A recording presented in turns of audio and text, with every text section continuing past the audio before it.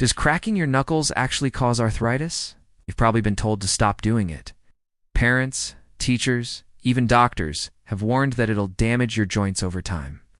The idea is that cracking your knuckles wears down the joints and leads to arthritis. That cracking sound isn't bones grinding together. When you pull your knuckles apart, you increase the space in the joint capsule. This expansion creates negative pressure. It's causing dissolved gases like nitrogen in the synovial fluid to form a bubble.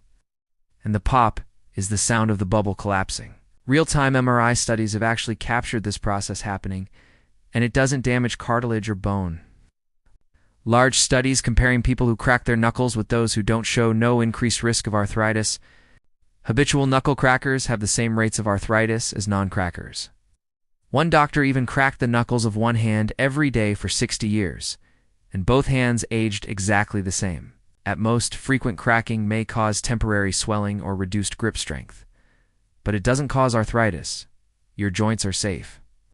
Follow for more health and anatomy myths explained.